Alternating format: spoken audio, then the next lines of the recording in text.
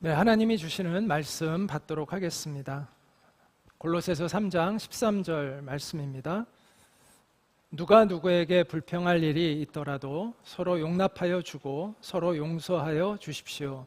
주님께서 여러분을 용서하신 것과 같이 여러분도 서로 용서하십시오. 이것은 살아계신 하나님의 말씀입니다. 아멘. 네, 마음의 치유와 영적 성숙이라는 제목으로 설교를 하고 있습니다. 지금 세 번째 시간입니다. 첫 번째는 우리가 왜 마음의 치유가 필요한지에 대한 이야기를 했고요. 지난번 두 번째 시간에는 우리가 어떻게 이 치유를 받을 수 있느냐, 그 과정, 방법에 대한 이야기를 했습니다. 그래서 우리의 마음에 나오는 그 감정적인 문제들, 그 원인들을 찾아 들어가는 성령의 도우심 속에서 찾아 들어가야 된다. 우리 마음을 잘 살펴야 된다. 그런 내용들을 가지고 이제 이야기를 했는데요. 오늘은 우리가 치유되는 과정에서 굉장히 중요한 용서라는 주제를 좀 이야기를 하고자 합니다. 육체의 병이든 마음의 병이든 그 근본적인 원인은 죄입니다.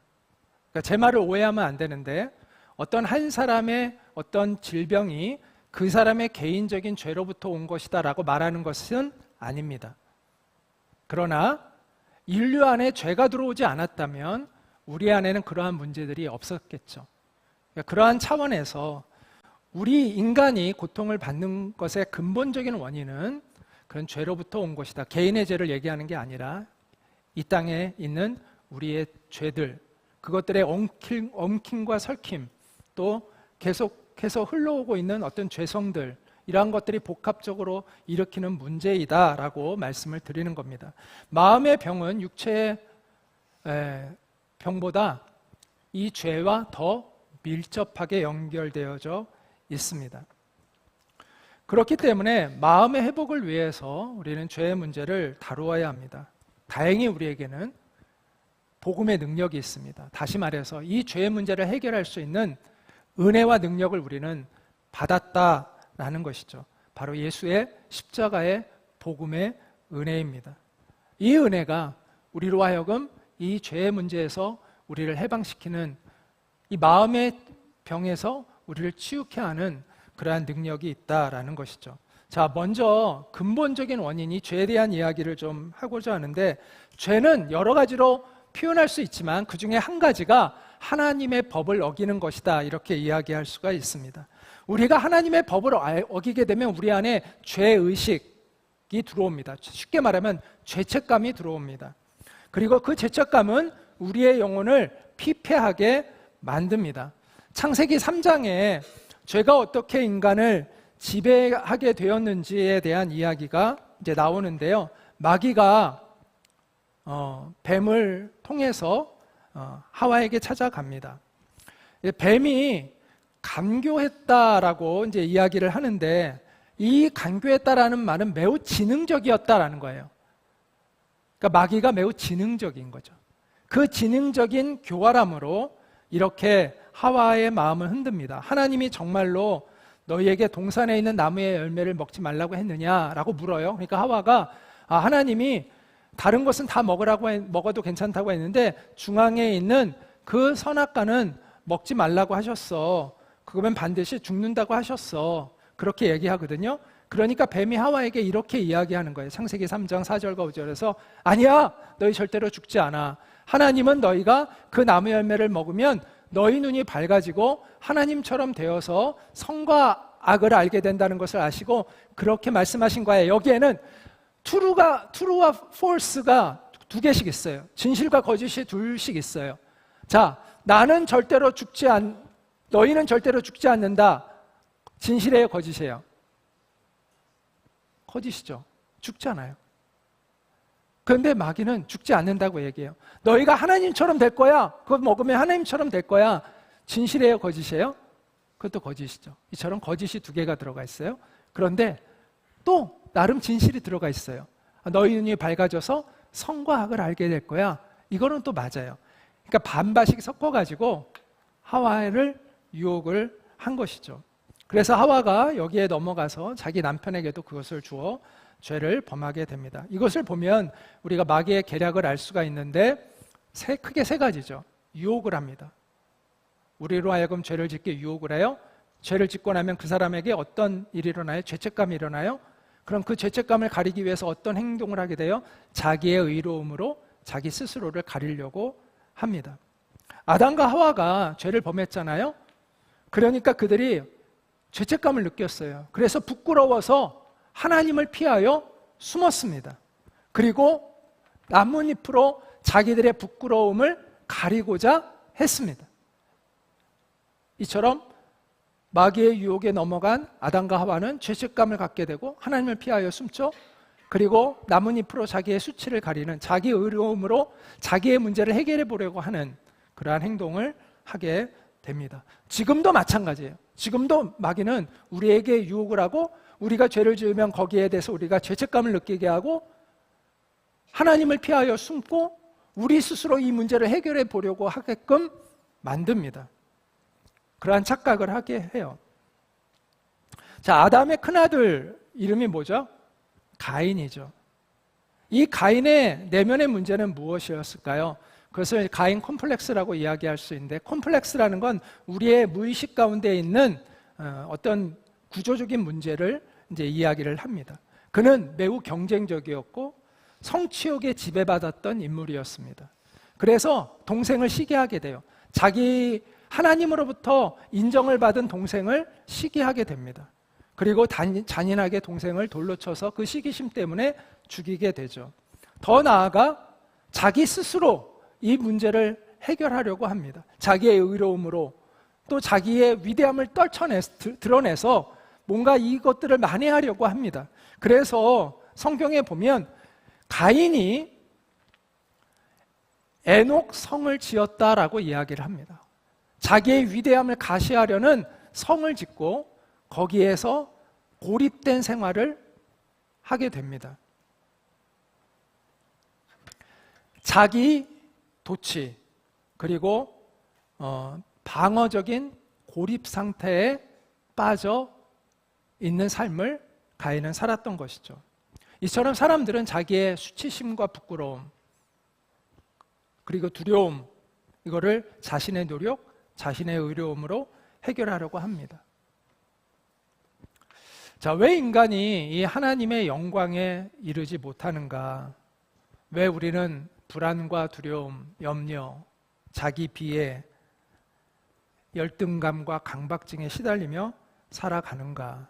그것은 죄와 그 죄로 인한 죄책감 때문이다라는 거죠. 자, 교회를 다니죠, 우리는 다. 그런데 교회를 다니는 사람들도 이런 증상이 있을까요, 없을까요? 있습니다. 자기의 의로움으로 자기의 부끄러움을 덮으려고 하는 그러한 성향들이 있습니다. 신앙생활을 열심히 하는 동기가요, 정말 하나님을 향한 사랑이 아니라 남들로부터 인정받고 싶은 마음, 내 의로움을 더 드러내고 싶은 마음 때문에 하는 경우가 있습니다. 하나님의 은혜가 동기가 아니라 자기의 열등감과 죄책감을 덮으려고 하는 그러한 동기가 신앙생활에 열심을 내는 동기가 될 수도 있습니다. 그런 사람들은 인정이 중요합니다. 남들로부터 인정을 받아야 돼요. 그런데 그런 사람들은 거절감도 자주 느껴요. 왜냐하면 인정을 받고 싶은 마음이 강한데 남들이 쉽게 인정을 해줘요, 안 해줘요? 잘 안 해주잖아. 그럼 거절감이 또 많아져요. 그럼 상처를 더 많이 받아. 그러면서 나중에는 사람들은 나를 몰라. 나를 이해해주는 사람이 없네. 그래서 자기만의 세계에 갇혀서 살아가요. 경우에 따라서는 교회를 떠나서 그래도 신앙생활을 해, 나름. 자기 혼자만의 고립된 신앙생활, 자기만의 세계에서 살아가는 사람이 될 수도 있어요. 자, 그러면 우리는 어떻게 이 죄에서 회복되어서 하나님의 영광과 온전함에 이룰 수 있을까? 결론적으로 우리 스스로 이 문제를 해결하려고 하지 말고 우리가 하나님 앞으로 나아가야 한다는 것입니다. 내 성을 허물고, 내가 쌓아놓은 내 성을 허물고 하나님 앞에 가야 한다는 것이죠. 아담과 하와가 수치심으로 나뭇잎으로 자기들의 수치를 가렸잖아요. 근데 하나님이 그 아담과 하와에게 어떤 옷을 지어주셨어요? 가죽 옷을 지어주셨습니다. 자, 무화과 나무 잎은 임시 방편적인 것이죠. 근데 가죽 옷은 아주 오래 가는 거죠. 근데 이 가죽 옷을 지어줬다는 것은 뭘 의미하는 거예요? 그것이 바로, 자, 가죽 옷은 가죽이 생기려면 뭐로부터 그게 오죠? 짐승으로부터 오는 거잖아요. 그렇죠? 동물의 죽여서 그 피를 뽑아내고 거기에 가죽을 벗겨서 가죽 옷이 지어지는 거잖아요. 희생 제사가 있어야 되는 거예요. 이 가죽 옷이 무엇을 의미하고 있냐면 창세기에 나오는 그 가죽 옷이 바로 예수님의 복음을 의미하고 있는 거예요. 예수님의 보혈, 예수님의 희생의 제사를 의미하고 있는 것이죠. 예수님의 그 보혈이 우리의 죄와 수치를 가릴 수 있다는 것을 암시하고 있는 것입니다. 아담이 이 가죽 옷을 입으려면 자기의 것을 벗어버리고 하나님이 주시는 옷을 입어야 했듯이 우리가 예수님의 복음을 받아들이려면 내 의로움을 벗어내고 주님이 주시는 그 은혜를 입어야 하는 것이죠. 그래서 치유의 가장 중요한 것은 내 문제를 하나님 앞에 드러내는 것입니다. 감추지 않고 드러내는 것입니다. 나의 수치, 내 부끄러움, 내 연약함, 그것을 하나님 앞에 정직하게 드러내는 거예요. 그리고 하나님의 진단을 받고 하나님의 인도하심에 나를 맡겨가는 것이 필요한 것이죠. 그래서 성경은 이렇게 말씀합니다. 같이 한번 읽어보겠습니다. 시작. 주님께서 말씀하셨다. 너희가 주 너의 하나님인 나의 말을 잘 듣고 내가 보기에 옳은 일을 하며 나의 명령에 순종하고 나의 규례를 모두 지키면 내가 이집트 사람에게 내린 어떤 질병도 너희에게는 내리지 않을 것이다. 나는 주 곧 너희를 치료하는 하나님이다. 하나님이 나는 너희를 치료하는 하나님이다. 너희가 내 말에 순종하면 내가 너를 고칠 거야 라고 이렇게 말씀하고 있다는 것이죠. 자, 하나님의 말씀 앞에 우리가 순종해야 되는데 그 중요한 키가 뭐냐면 바로 용서입니다. 우리가 하나님의 말씀에 순종해야 할 때 치유가 일어나는데 하나님의 말씀에 순종해야 되는 가장 중요한 것 중에 하나가 바로 용서하라라는 주님의 명령입니다. 용서는 우리의 회복을 가능하게 하느냐 불가능하게 하느냐의 시금석이다라고 이야기를 할 수가 있습니다. 용서는 두 가지의 차원이 있습니다. 내가 용서를 받아야 됩니다.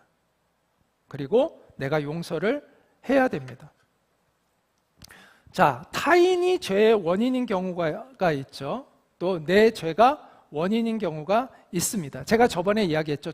내가 다른 사람의 죄로 인해서 내가 상처를 받았어요. 처음엔 내가 피해자야. 죄의 피해자야. 그런데 나도 그 사람을 미워하고 증오하게 되면 나는 죄의 가해자가 또 될 수도 있다라고 이야기를 했습니다. 그래서 엉키게 됩니다.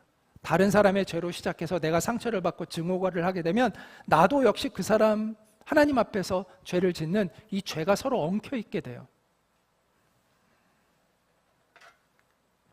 그럼 이 엉킴을 우리는 어떻게 해결할 수 있을까요?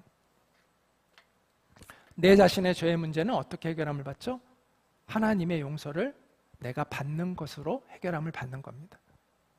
그리고 다른 사람이 나에게 지은 죄는 내가 용서해 줌으로 그것을 또한 해결을 받는 것이죠. 그래서 한번 따라해 볼까요? 용서받음과 용서함. 네.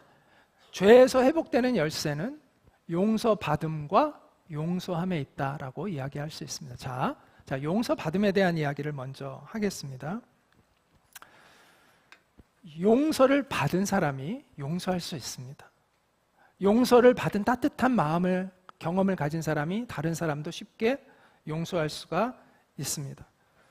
죄책감에 깊이 빠져 있는 사람은 자신을 미워합니다. 그리고 자신을 미워하게 만든 상대방을 증오하게 됩니다. 나를 사랑하지 못하는 사람은 다른 사람도 사랑할 수 없습니다. 자신을 용서하지 못하는 사람은 다른 사람도 용서하기 어렵습니다. 그러므로 우리가 먼저 용서를 받아 누려야 합니다. 성경의 유명한 비유 중에 1만 달란트의 비유가 있습니다. 자, 여기 왕인데 이 그림에 나오는 그 왕이 한 종을 부릅니다. 이 종은 1만 달란트의 빚을 진 거예요. 1만 달란트는 수조 원에 해당한다고 이해하시면 돼요. 오늘날 수조 원에 해당되는 어마어마한 빚을 진 거예요. 그래서 그 빚을 다 갚으라고 하니까 이 사람이 막 사정을 합니다. 자기 제발 시간을 달라. 우리 가족들을 위해서라도 좀 이것을 탕감해 달라.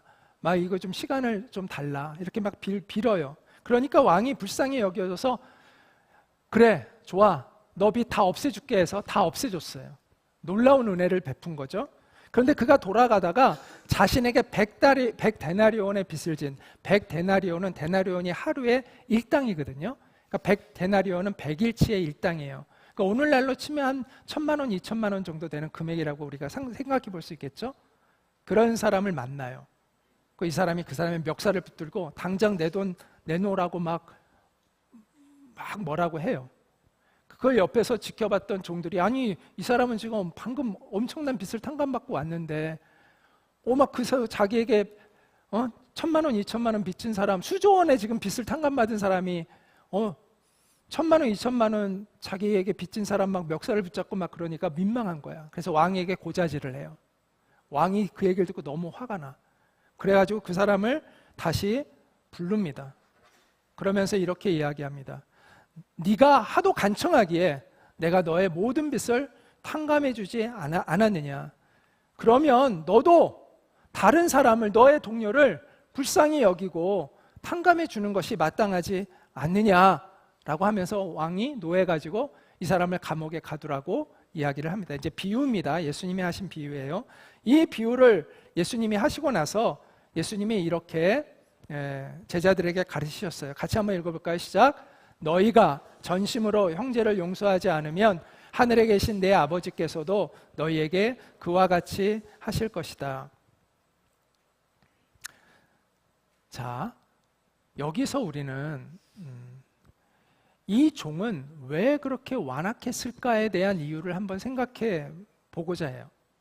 데이빗 시멘즈라는 기독교 상담학자가 그의 책에서 이것을 설명했는데 되게 공감이 됐어요, 제가. 이 사람이 뭐라고 이제 이야기를 했냐면 이 종은 왜 이렇게 완악했을까? 그것은 왕으로부터 엄청난 그 1만 달란트를 다 탕감을 받았는데 본인은 아직도 탕감받았다고 여기지 않고 내가 아직도 갚을 빚이 있다고 여겼다는 거예요. 그래서 길을 지나가다가 자기에게 빚을 진 1,000만 원의 빚을 진 사람을 보니까 우라통이 터지는 거예요. 네가 나한테 빨리 돈을 갚아야 내가 그 왕에게 가서 조금이라도 갚아서 내가 이 수치를 면할 텐데 내가 너 때문에 지금 이러고 있는 거 아니야? 이런 화가 나가지고 그 종의 멱살을 붙들었다는 거예요. 왕은 탕감을 해줬는데 본인은 아직도 빚을 지고 있다. 나는 왕에게 아직도 갚을 빚이 남아있다라고 본인 스스로가 여기고 있었기 때문에 그렇게 완악했다라고 해석을 해요. 상당히 일리가 있다고 생각해요. 만약 아니었으면 어마어마한 빚을 지금 탕감을 받은 거 아니에요. 그러면 1,000만 원, 2,000만 원 빚진 사람 만나면 됐어. 내가 뭐 수조 원의 빚을 지금 다 탕감을 받았는데 괜찮아 라고 넘어갈 수 있겠죠. 근데 그 사람은 아직도 스스로가 빚을 지고 있다고 여기고 있었다라는 것이죠. 많은 사람들이 하나님의 은혜를 받아들이지 못하고 살아갑니다. 하나님이 용서해 주셨어요. 근데 자신은 그것을 받아들이지 않고 살아가는 거예요. 계속 죄책감, 열등감, 거기에서 나오는 분노를 쌓아두고 있는 거예요. 우리는 하나님이 예수 안에서 우리에게 베푸신 그 은혜를 받아들여야만 된다라는 것이죠. 하나님은 이미 우리를 용서할 준비가 되어 있습니다. 그걸 확실하게 보여주는 게 뭐냐면 십자가예요. 하나님은 우리의 모든 죄를 용서할 준비가 되어 있다는 걸 우리에게 보여주는 것이 예수님의 십자가라는 것이죠. 그런데 문제는 우리가 준비가 안 돼 있어요. 우리가 그걸 받아들이지 못하고 있는 거예요. 어떤 사람은 부모님이, 특히 이제 아버지가 너무나 자기에게 강압적이고 또 화를 잘 내고 자비가 없는 그러한 아버지일 경우에는 하나님을 그렇게 여기기가 쉽대요.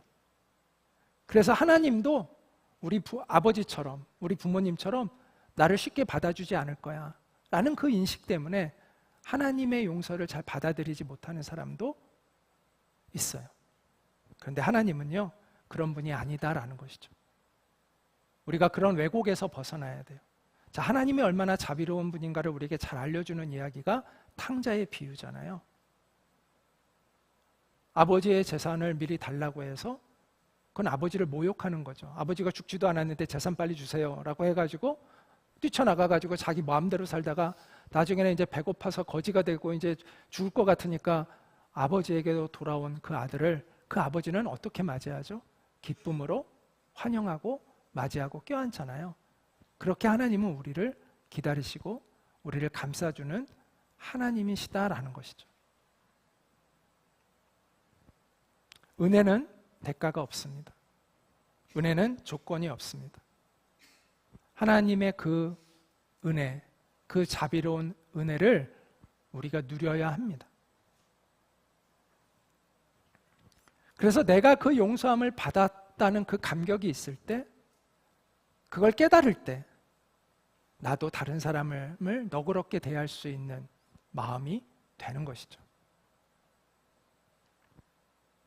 자, 두 번째 이제 용서함에 대한 이야기를 이제 하고자 하는데요. 자, 하나님의 용서함을 받아 누렸다면 이제 우리는 다른 사람을 용서할 차례입니다. 예수님이 이렇게 우리에게 기도하라고 가르쳐 주셨죠. 우리가 우리에게 죄 지은 사람들을 용서하여 준 것 같이 우리의 죄를 용서해 주시고, 이 말의 의미는요, 자, 우리가 다른 사람을 용서함이 먼저 해야 하나님이 우리를 용서하신다는 의미일까요? 아닙니다. 하나님이 우리를 용서하셨기에 우리가 다른 사람을 마땅히 용서해야 된다는 의미예요. 그게 전제 조건이에요. 하나님이 우리를 용서하셨기에, 하나님이 우리를 용서하지 않았다면 하나님이 우리에게 다른 사람을 용서하라고 하시지 않았겠죠. 하나님이 우리를 용서하셨기 때문에 너희도 마땅히 다른 사람을 용서하라고 말씀하신 거예요. 그래서 이 말은 우리가 용서해야만 하나님이 우리를 용서해 주시다는 것이 아니라 하나님이 우리를 용서하셨기에 너희는 용서해야 한다. 그럴 때 하나님이 나를 용서해 주신 그 은혜를 나는 계속해서 그 은혜를 지켜갈 수가 있다. 이런 차원의 말씀으로 우리가 이해를 해야 합니다. 그러니까 용서의 당위성을 강조하고 있는 것이죠. 그래서 사도 바울은 용서에 대해서 이렇게 이야기했는데, 골로새서 3장 13절 같이 읽겠습니다. 시작. 누가 누구에게 불평할 일이 있더라도 서로 용납하여 주고 서로 용서하여 주십시오. 주님께서 여러분을 용서하신 것과 같이 여러분도 서로 용서하십시오. 또 에베소서 4장 32절에 이렇게 얘기합니다. 서로 친절히 대하며 불쌍히 여기며 하나님께서 그리스도 안에서 여러분을 용서하신 것과 같이, 하나님 먼저 우리를 용서해 주셨다는 거예요. 그러므로 서로 용서하십시오. 이렇게 이야기를 하고 있습니다. 자, 그러면 용서란 무엇일까요? 용서는 그 사람이 나에게 진 빚을 내가 요구하지 않는 것을 의미합니다. 자, 임금이, 왕이 빚진 사람에게 탕감을 해줬잖아요. 마땅히 받아야 되는데 그것을 탕감해 주는 것이죠. 이게 바로 용서합니다. 자, 여러분같이 착한 사람들이 누군가를 미워한다면 그 사람이 얼마나 잘못했겠어요, 그렇죠? 네, 여러분같이 이렇게 착한 사람들이 누구를 정말 미워한다면 그 사람이 미워할 만한 짓을 했겠지. 그러지 않고 여러분같이 그렇게 선한 사람들이 그럴 리가 있겠어요? 그런데 그러니까 여러분이 권한이 있죠. 그런데 그것을 내려놓는 것. 내가 그 사람에게 응징할 만해. 그런데도 내가 하나님의 명령에 순종해서 그걸 내려놓는 것, 그게 용서입니다. 근데 많은 사람들이, 제가 지난번에 잠깐 언급했는데 그 이야기를 좀 구체적으로 하자면, 용서에 대해서 이해하지 못해서 내가 용서했는데도 아직 용서하지 않고 있다고 여기는 사람이 있을 수 있고요. 또 어떤 경우에는 용서에 대한 이해가 없다 보니까 용서를 빨리 하면 되는데 계속 지체하는 사람들이 있어요. 그래서 용서는요, 첫째 꼭 기억해 하시는 거는, 용서는 남을 위해서 하는 게 아니에요. 그 사람 좋으라고 하는 게 아니에요. 여러분 자신을 위해서 하나님이 하라고 하신 거라는 것을 이해해야 돼요. 마귀는 자꾸 이렇게 얘기해요. 야, 용서하면 너만 손해 아니야. 그 사람이 너한테 그렇게 잘못했는데 네가 그 사람 그냥 용서해주면 그거 너가 바보지. 너만 손해보는 거지. 너도 되갚아줘야지. 그게 정당한 거지. 이렇게 속삭이죠. 근데 하나님이 왜 용서하라고 하신 거냐면, 그 사람을 위해서 하라는 게 아니에요. 우리 자신을 위해서 하라고 하신 거예요. 우리를 보호해주기 위해서. 김남준 목사님이라는 분이 이런 이야기를 했어요. 용서하지 못하는 마음은 개줄과 같다. 하나님의 은혜를 향해 달려가려 하지만 목이 조여와서 달려나가지 못하게 만드는 개줄과 같다. 개를 이렇게 묶어놓잖아요. 그럼 주인이 왔는데 반가워. 달려가고 싶은데 팍 막히지. 목이 콱 막히죠. 그러면 다가가지 못하잖아요. 이것처럼 우리가 하나님을 기뻐하고 하나님께로 달려가야 하는데 우리가 용서하지 못하면 막힌다는 거예요. 되게 좋은 비유라는 생각이 들었습니다. 용서는요, 나와 하나님과의 관계에 막힘이 없게 하기 위해서 하는 거예요. 상대방을 위해서 하는 게 아니에요. 하나님이 내게 베푸신 은혜를 내가 지키기 위해서 하는 거예요. 나와 하나님 사이에 그 걸림돌이 없게 하기 위해서 하는 거예요. 주님이 가르쳐 주신 이 기도, 우리가 우리에게 죄 지은 사람을 용서하여 준 것 같이 우리의 죄를 용서하여 주시고라는 예수님이 이렇게 기도하라고 하신 이 기도를 우리가 거리낌 없이 담대히 할 수 있게 하기 위해서 그렇게 하는 거예요. 이 기도가 막히지 않기 위해서, 내가 이 기도를 담대히 할 수 있기 위해서, 나를 위해서 하는 거예요. 남을 위해서 하는 게 아니에요.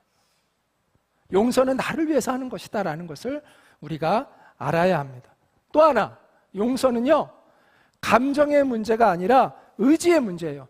용서는, 목사님 저는 용서가 안 돼요. 아니요, 용서는 되고 안 되고가 없어요. 용서는 하고 안 하고의 문제예요. 자, 용서와 화해는 다릅니다. 화해는 화해될 수도 있고 안 될 수도 있어요. 근데 용서는 상대방과 상관이 없어요. 내가 그냥 하면 되는 거예요. 그래서 하나님이 용서를 명령하신 거예요. 자, 용서와 화해를 자꾸 혼돈하는 사람들이 있어. 내가 용서를 했으면 화해까지 이르러야 되는 게 내 책임인 줄 알아요. 그건 아니에요. 화해라는 건 뭐예요? 서로 친하게 지내는 거죠. 근데 이 상대방이 나만 만나면 사기치려고 해. 그러면 여러분 그 사람과 계속 같이 친하게 지낼 수 있어요? 없어요? 없지. 화해는요, 이 사람도 변해야 돼요. 나도 변해야 되지만. 그럴 때 화해가 되는 거예요. 이거는 시간이 필요하고 나에게도 상대방에도 하나님의 치유의 은혜가 필요한 거예요. 그래서 하나님이 우리에게 화해를 명령하신 것이 아니라 이건 서로가 변해야 되는 거예요. 그건 은혜의 결과예요, 화해는. 근데 용서는 내가 하면 되는 거예요. 용서는 뭐라고요? 이 사람이 나에게 한 대로 내가 되갚아 주려는 마음을 내려놓는 것이 용서예요. 그래서 용서는 상대방과 상관이 없어요. 그냥 내가 하면 되는 거예요. 근데 우리는 내가 용서를 했으면 그 사람과 다시 또 친하게 지내고 막 친근하게 막 얘기도 하고 같이 밥도 먹고 막 수다 떨고 뭐 이래야 되는 줄 아니까 난 용서 못해. 그럴 필요 없어요. 남편이 폭행을 해가지고 집을 뛰쳐나간 아내가 남편을 용서했다고 해서 다시 남편에게 맞으러 집으로 들어가는 게 용서가 그게 아니에요. 그렇게 생각하면 안 돼요. 용서는 그 사람이 한 대로 내가 되갚아 주려는 거를 내려놓는 거예요.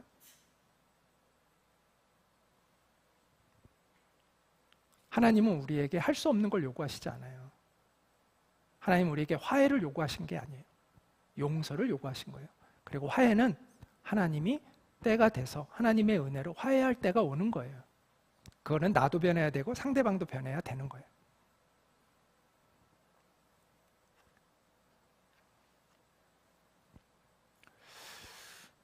요셉이 창세기에 나오는 요셉이 노예로 그 형들이 팔아서 이집트의 노예로 끌려가잖아요. 거기서 나중에 형들을 만나요. 형들은 요셉인 줄 못 알아봐요. 근데 요셉이 형들에게 복수를 해요, 안 해요? 안 하죠. 용서를 했어요. 그런데 형들에게 자기를 밝히면서 막 친하게 지냈어요? 아니에요. 한동안 비밀로 여기고 지켜봐요, 형들을. 그리고 형들이 얼마나 변했는가를 살펴봐요. 그래서 형들을 테스트해요. 그리고 나중에 형들이 그 자기의 그 요셉은 비록 팔아넘겼지만 그 다른 또 막내 그 동생을 보호하려는 형들의 모습을 보고 비로소 그때 요셉이 내가 바로 요셉입니다 라고 하면서 형들과 화해를 해요. 이처럼 용서와 화해는 다른 단계라는 것을 이해할 필요가 있습니다. 그래서 여러분, 용서는 되고 안 되고의 문제가 아닙니다. 하면 되는 거예요. 자, 또 하나 우리가 이해를 한 가지 더 해야 될 게 있는데, 용서는요, 때로는 하나님께 복수를 맡기는 것이 될 수 있습니다. 용서가, 다른 사람을 용서하는 것이 오히려 그 사람을 하나님의 손에 맡기는 것이 될 수 있습니다. 우리의 마음에 정말 한이 맺히게 한 그러한 사람들이 있습니다. 내가 그 사람을 복수하는 게 나을까요? 하나님께 복수를 맡기는 게 나을까요? 하나님께 복수를 맡기는 게 낫죠. 하나님이 그렇게 얘기하셨어요. 나에게 복수를 맡겨라. 그리고 너는 자유해져라. 하나님이 이렇게 은혜의 말씀을 주셨어요. 자, 우리가 일사부재리의 원칙이라는 게 있습니다. 한 번 이 사람이 죄 처벌을 받으면 똑같은 이유로 두 번 처벌을 받을 수 없습니다. 내가 복수를 했어요.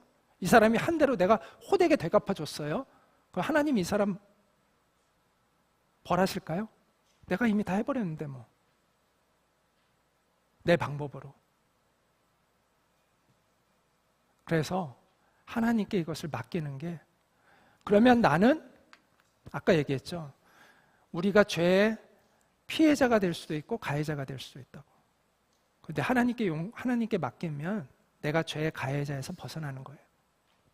그러면 이제 하나님께서 그 사람의 모든 그 행동에 대한 책임은 그 사람이 홀로 지게끔 되는 것이죠.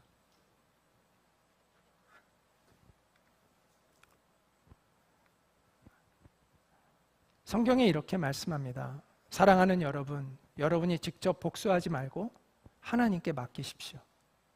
성경에는 원수 갚는 것은 나의 일이다. 내가 갚아주겠다라고 기록되어 있습니다. 자, 이 말을 좀 오해하면 안 되는데, 그럼 어떤 잘못을 했든 이 사람에게 법적 처벌도 우리가 하지 않아야 됩니까? 그건 아닙니다. 개인적인 복수심을 내려놓으라는 차원에서 이야기하는 거고요. 법적인 책임을 지는 것은 사회적 정의와 연결되는 경우들이 대부분 많습니다.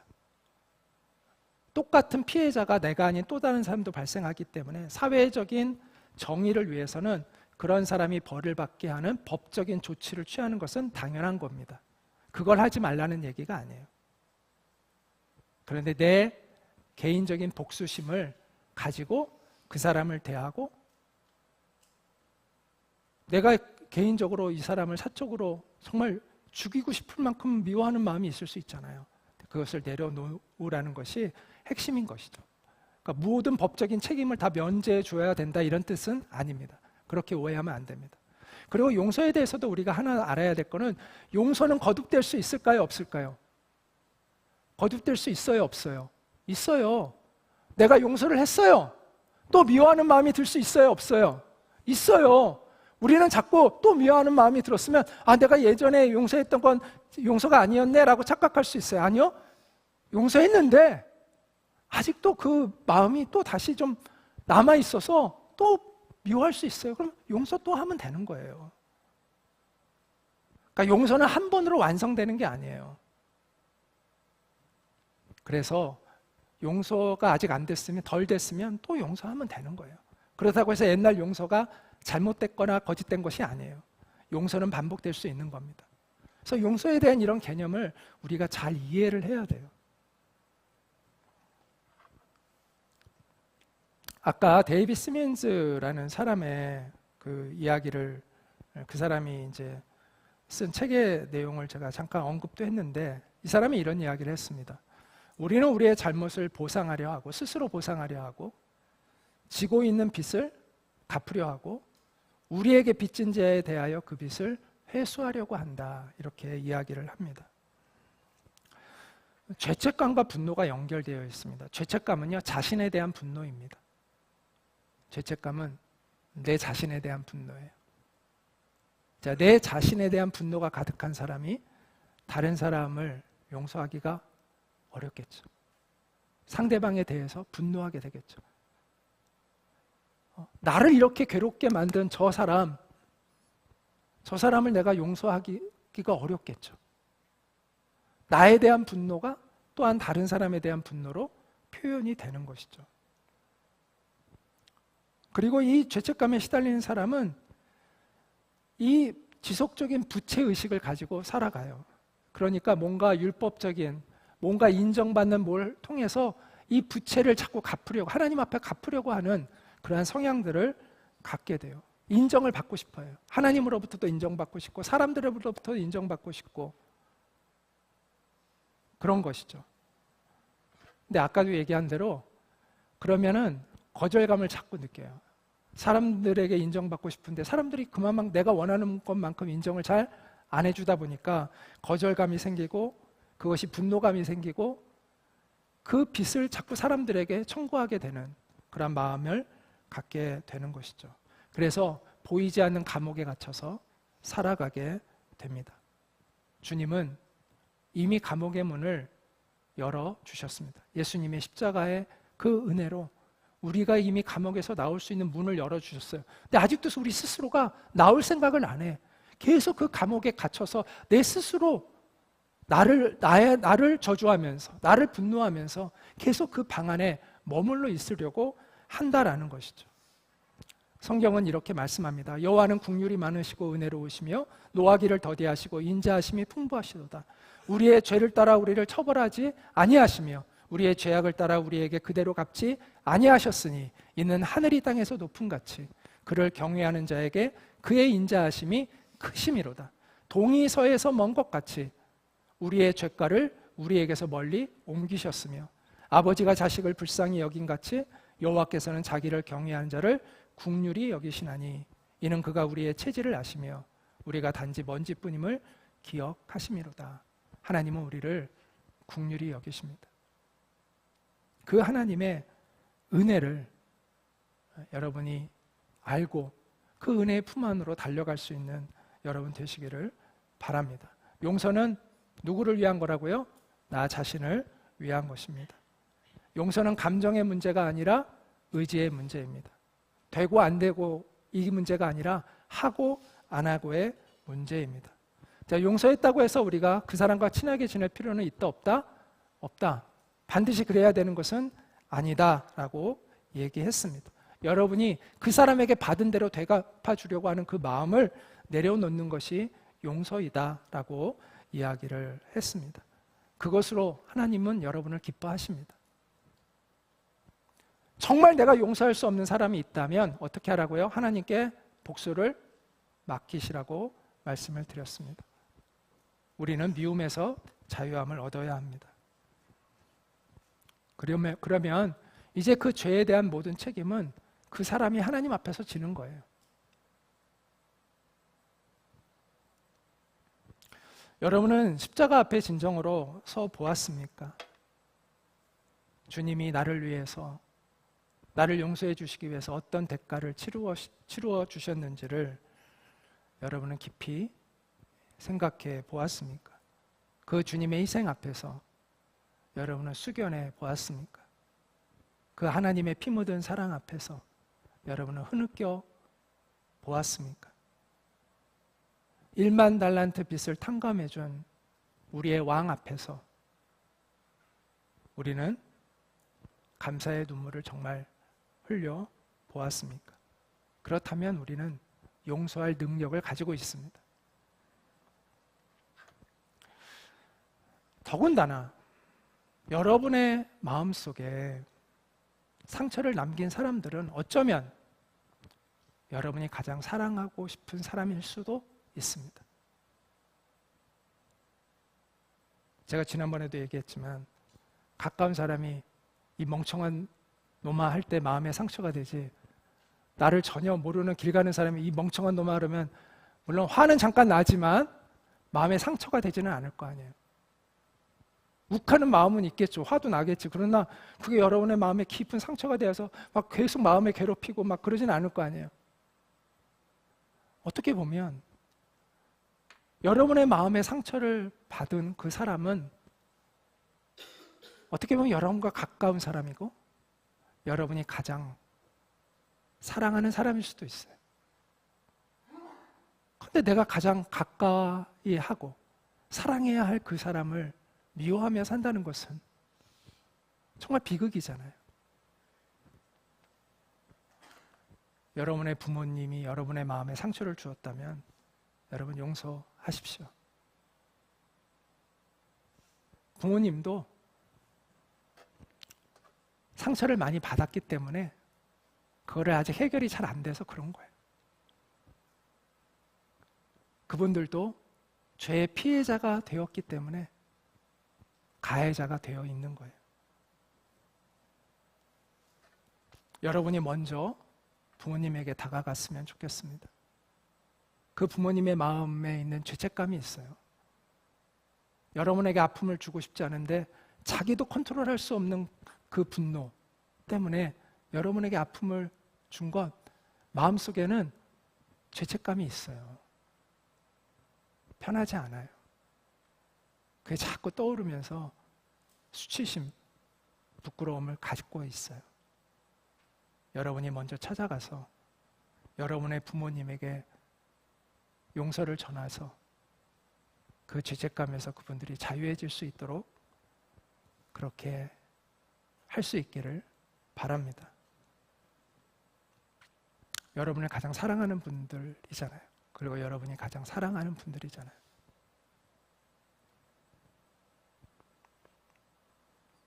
여러분이 하나님의 은혜에 깊이 잠겨서 여러분은 그 상처를 딛고 일어나서 극복해서 아직도 거기에서 벗어나고 있지 못한 사람들의 영혼을 치유하고 보듬는 그러한 여러분이 될 수 있기를 축복합니다. 이제 우리가 같이 나아갔으면 좋겠습니다. 하나님의 찬란한 은총이 임하는 하늘 아래로, 그리고 용서와 자유의 땅으로 나아가는 우리가 되기를 소망합니다. 우리 같이 기도하도록 하겠습니다.